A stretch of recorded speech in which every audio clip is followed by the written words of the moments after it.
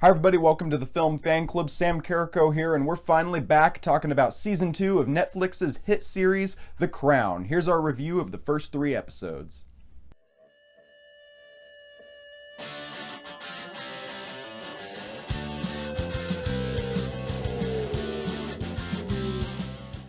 It was really weird going from watching The Punisher to watching The Crown. It's such a shift in tone. It took me an episode of The Crown to really get back into it, but luckily I did. And one thing I noticed that I didn't really notice last year, or at least I didn't give her enough credit last year, was Claire Foy's performance as Queen Elizabeth is great. She brings a certain fragility and kind of indecisiveness, but also that strong demeanor that's needed for the Queen, for playing the Queen of England. She's really able to humanize this character in a way that I never would have imagined, and I really didn't give her enough credit last year, and she's doing a great job this year as well. We start episode 1 with a flash forward of Elizabeth and Philip kind of just laying their cards out on the table. Things haven't been going well ever since Philip went on that tour at the end of the last season, and they're just trying to figure out how they could just make this marriage work. And then we flash back to right where the last season ended. They seem to be doing a little bit better. Philip is trying to be a little bit more romantic with Elizabeth, but then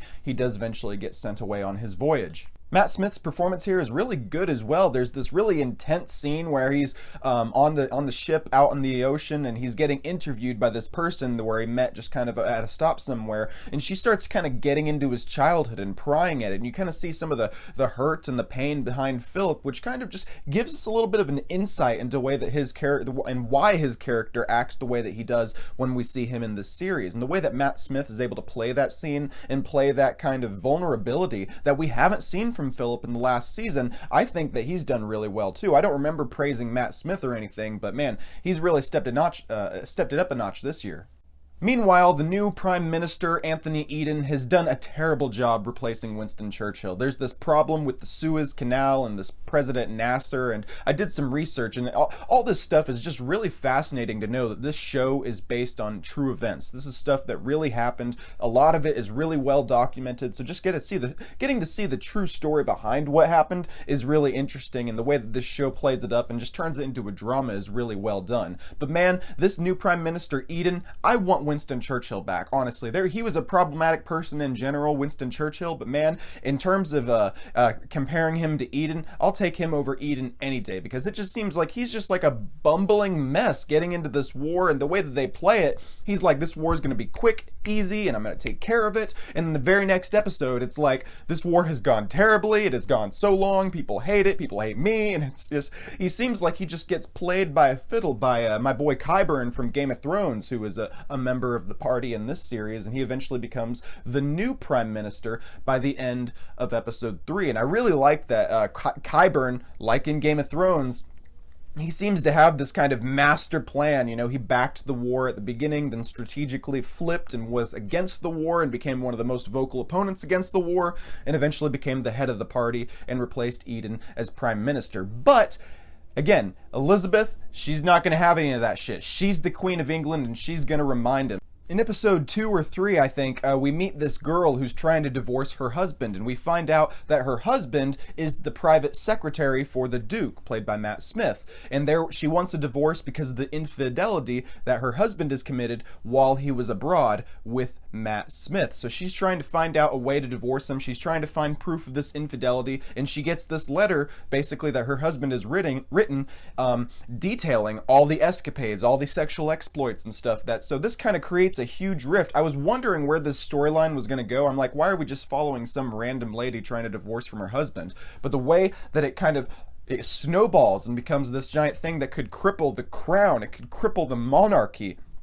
It's really interesting in the way that it's just so fragile, and I absolutely love, we go from the beginning where they're just laying their cards out on the table, and Matt Smith and Claire Foy are just trying to, deal with each other. Then we flash back, and then we kind of get to see the buildup of where it led to that moment. And I really think it worked out it worked out really well, because then by the time we get to that moment where they're just like, all right, we need to figure out what we can do to make this easier. I loved it. I love it when shows are able to do that. They're able to start at the end and then work their way back up there and just add that new context to a scene that we've already seen, and they do it really well. And I know that we're not even at the end of the series yet, but they just do it at the end of episode 3, and I think that was really well done.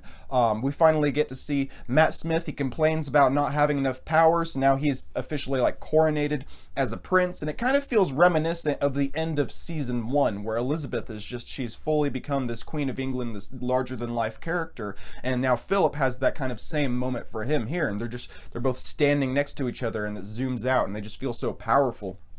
Overall, this, again, it took me about an episode or so to get really into it. By the time I got into episode 2 and 3, and now I'm on to 4, I just can't wait to get on with the show, because this is really, I just love this British drama, this political kind of dark, the master plan, plotting, and trying to, and also I just love that it's got the elements of being based on a true story. I think that really helps it as well. I really am enjoying this season so far. I can't wait to get on with the rest of it. Let me know what you think in the comments section below. I'm Sam Carrico. Thanks so much for checking this video out.